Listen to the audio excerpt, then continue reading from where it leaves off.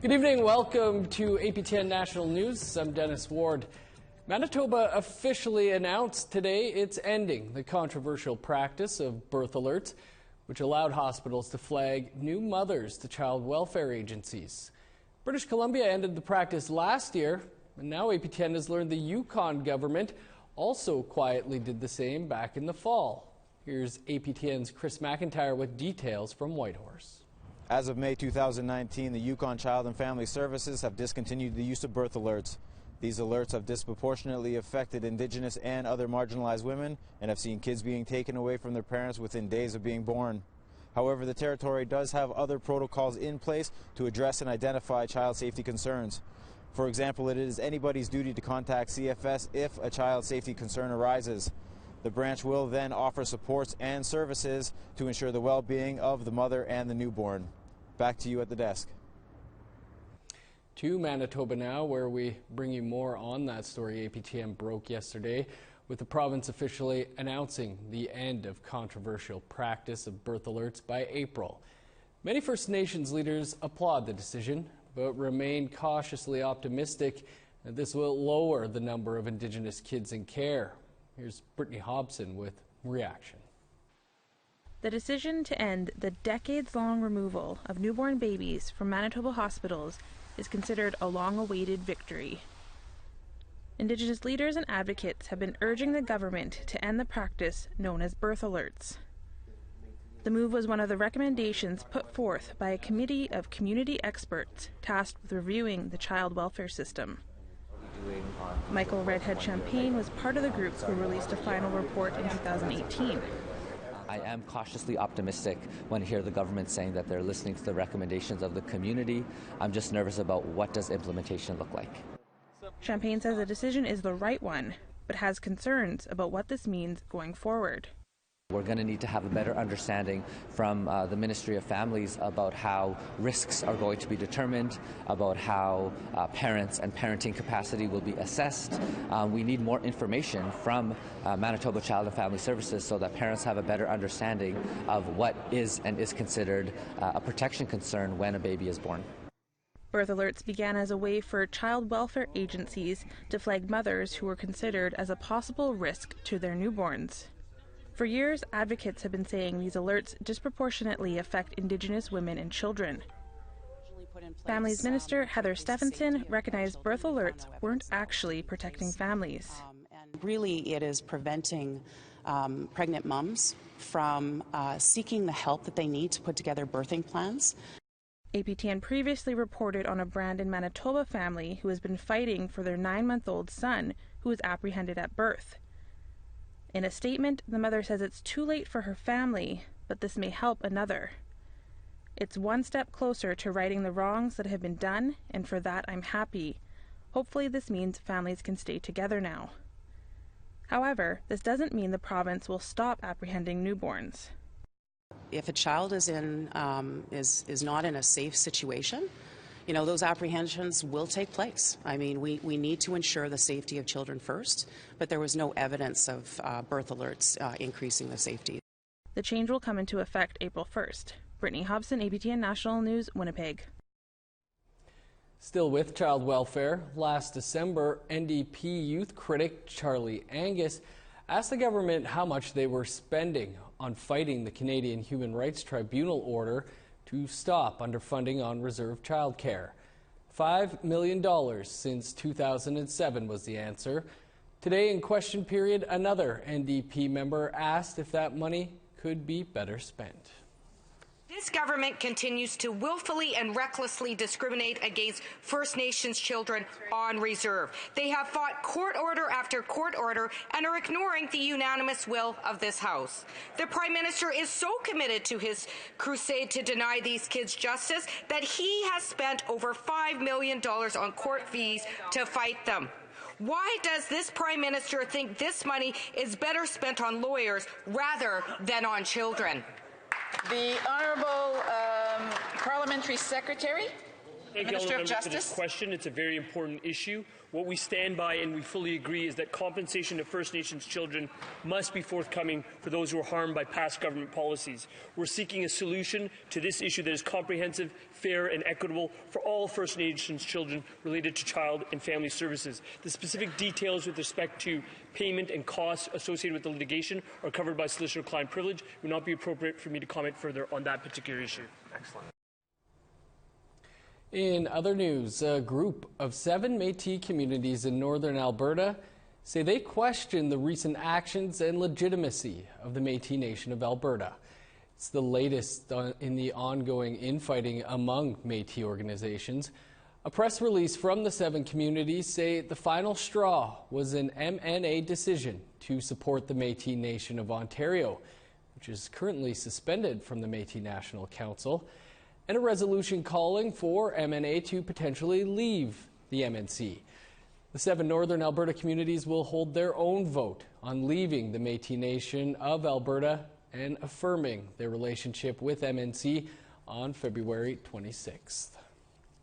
About half of the Chippewa Prairie First Nation south of Fort McMurray has been evacuated due to a water supply contamination. Chemicals from their water treatment plant were mixed with the drinking supply last Friday. The 200 or so evacuees have been mostly staying in Fort McMurray. The cause of the problem is still being investigated. Residents are expected back next week after the equipment and water have been properly flushed out. Yesterday, Wet'suwet'en Hereditary Chiefs released a statement that they're in discussions with the BC government. It's an effort to de-escalate the conflict with Coastal GasLink pipeline. The RCMP say they will wait 7 days to allow negotiations to continue. That's before they enforce a BC Supreme Court injunction allowing Coastal GasLink to operate on Wet'suwet'en territory. Hereditary Chief Namox says entering the talks with the province is an opportunity for a peaceful resolution, but made it clear Wet'suwet'en Hereditary Chiefs oppose the pipeline project on their unceded territory.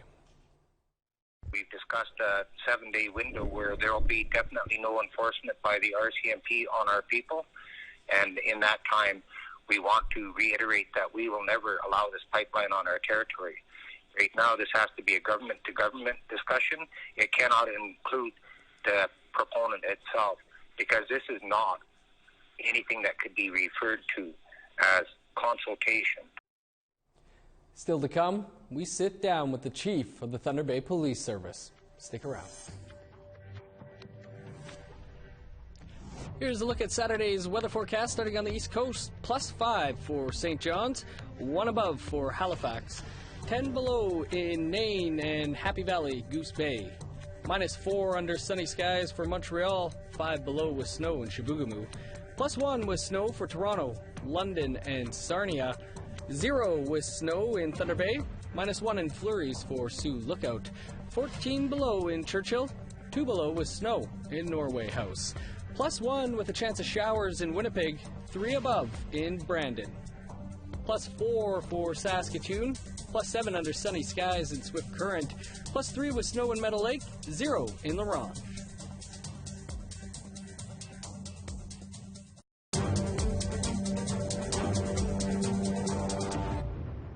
Welcome back. It's been 1 year since Ontario's police watchdog issued a damning report about racism within the Thunder Bay Police Force. Willow Fiddler sat down with the police chief to discuss progress in the report's recommendations. In December 2018, the Office of the Independent Police Review Director revealed serious problems in the Thunder Bay Police Service. Overall, I found that systemic racism exists in Thunder Bay Police Service at an institutional level. 44 recommendations were handed to police in the report Broken Trust. Then Acting Chief of Police Sylvie Hoth responded. If somebody doesn't do what they're supposed to do, there has to be accountability. And like I said before, it starts from the top. I have to set the tone. I have to set the expectations. Earlier this month, Hoth updated the police board on the force's progress. She says she's taking a holistic approach to addressing systemic racism in her service. So the recommendations actually point in various areas of the organization, and I think throughout the process of us looking at recruitment, looking at training, looking at the investigation, looking at how we do our investigations, I think that will help guide kind of our next steps in terms of addressing those barriers that exist. But perhaps the biggest barrier has been coming to terms with what systemic racism means.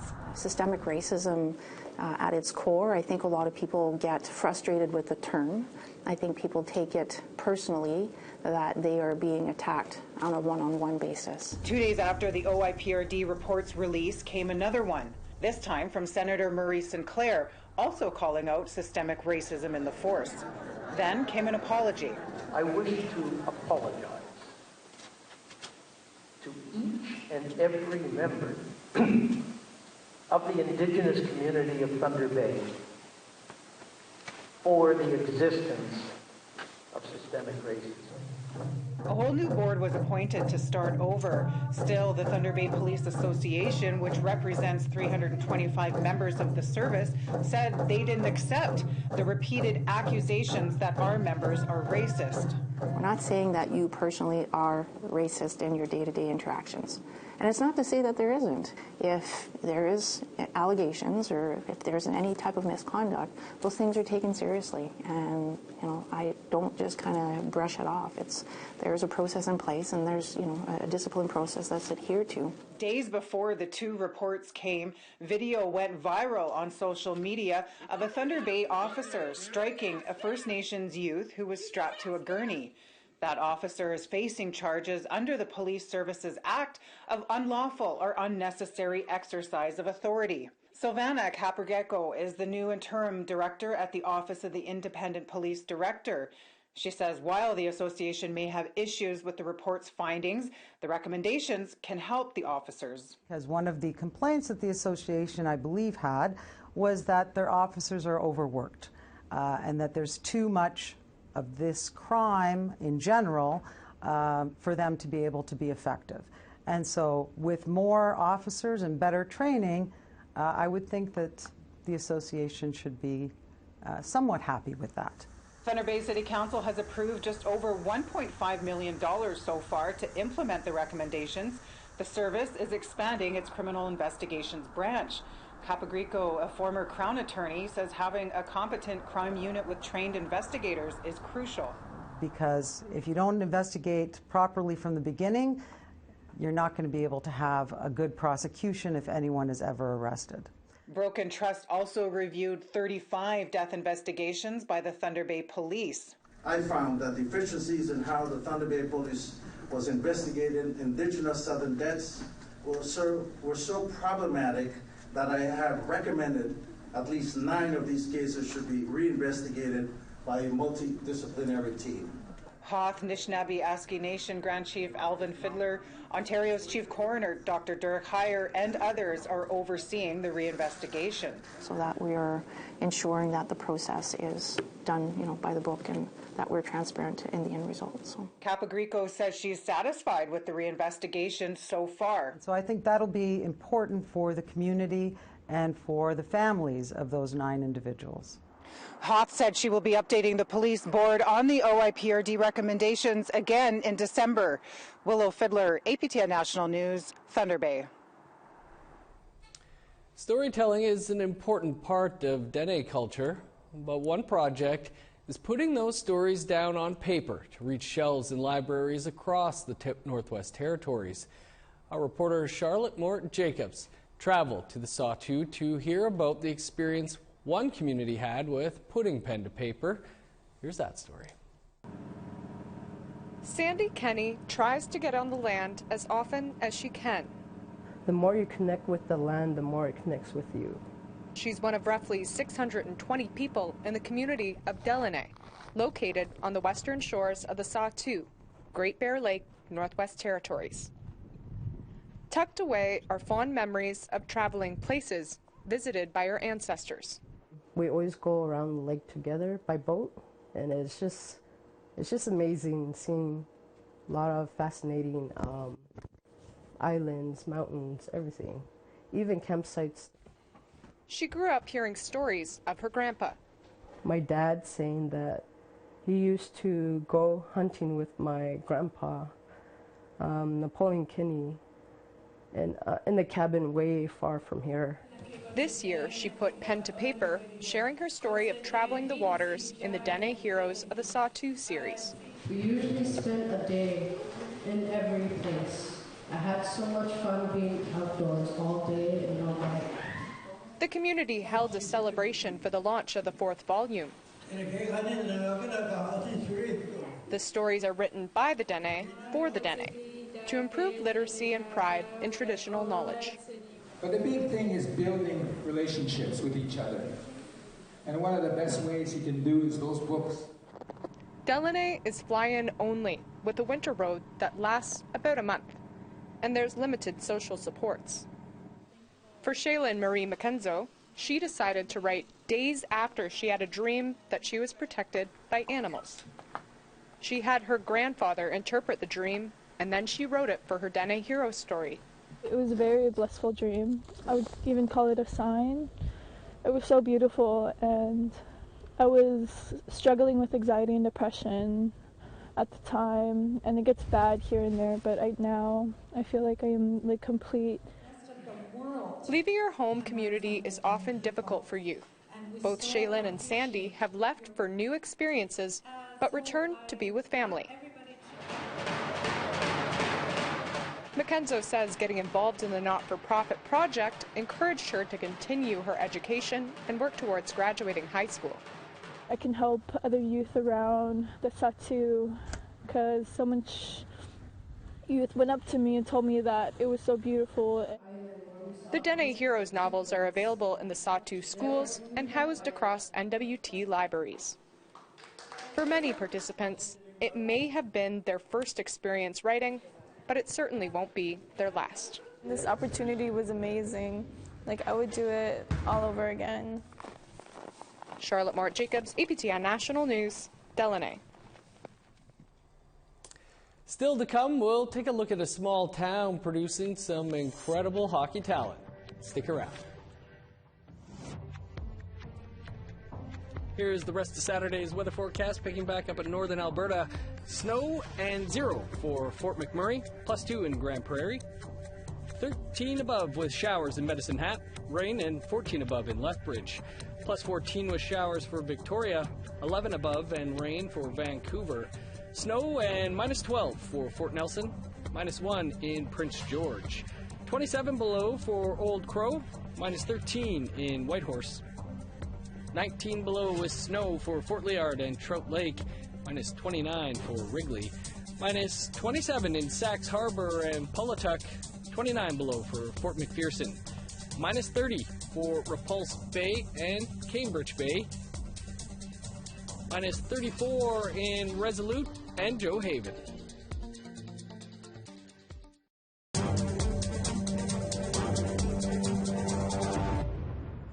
Welcome back. The Montreal Symphony Orchestra once again toured communities in northern Quebec, and the whole experience has been recounted in a documentary. APTN's Todd Lamourant sat down with one of its co-directors to discuss a film that goes beyond the playing of classical music. The Montreal Symphony didn't come all the way north just to play Mozart and Beethoven. It performed a chamber opera called Chakapesh that featured a spoken word section in Cree by Thompson Highway. Justin Kingsley explains that Chakapesh is a trickster. The idea behind it is if white men learn how to laugh, they'll learn how to love, and maybe through love they'll stop the massacre of innocent Indigenous people in Labrador. The orchestra toured Cree, Innu, and Inuit communities and collaborated with Indigenous performers. Conductor Kent Nagano explained it to Kingsley this way.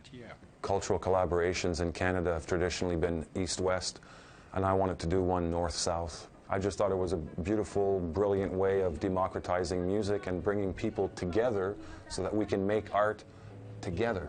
And that's why Kingsley documented the whole experience in a film, also called Chakapesh.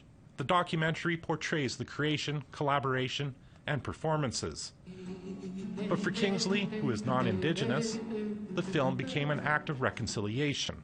I've seen the ills that my forefathers created in the reserves, and it disgusts me, this cultural genocide. So for me, the ability to come and play a part in showing, instead of talking, let's do it. Let's show how we can all collaborate, and if we start judging people on the contents of their character instead of the containers themselves, then we're going to move forward together. Being a self-described 6'3" white man covered in tattoos, Kingsley wasn't sure whether to make the film or what to expect in the Indigenous communities he visited. So all he could do was come armed with a smile. And every single contact was positive, was friendly. I've made friends for life. Chakapesh is being screened in Ottawa this weekend and will be shown in 3 communities in northern Quebec the first and second weeks in February. Todd Lamoran, APTN National News, Ottawa. In Manitoba, Pilot Mound Hockey Academy has built a reputation as a place Indigenous kids can call home and further their hockey careers. Daryl Stranger takes a look at why players find such a small town so attractive and how the program makes them feel included and respected.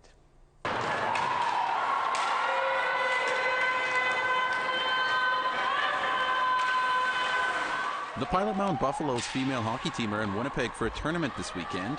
It's an opportunity for the academy to showcase their Indigenous players and how well they recruit. Rod Collins is the Buffaloes general manager. He says they have success recruiting because the academy is like a home away from home. Well, I think the biggest thing about our program is we're kind of a family-oriented program. We care for all our kids, look after their needs very carefully, whether it's our coaches, our dorm staff, our executive people in our program. So they know they're cared for and they can feel very comfortable at home. Over the 5 years the program has operated, they've signed 37 Indigenous players. That make up of 25% of the male and female teams. For First Nations athletes like Harmony Chakous, Pilot Mound was an easy choice. There's never been a time that I played there in the last 3 years where I've been the only Indigenous kid. Pilot Mound's really open to all cultures and everything. Like, everyone's welcome there. We're treated no different there. We're just like everybody else. So it provides a great, safe environment for us to feel at home. Indigenous players that are currently at Pilot Mound play a big role in recruiting other Indigenous kids, according to Coach Harry Mahesh. You know, word spreads, and I think a lot of credit goes to the girls we had last year, because we're not really necessarily seeking out those players, but when there's a good group of girls kind of leading the way, I think it spurts that enthusiasm in others to kind of follow their path.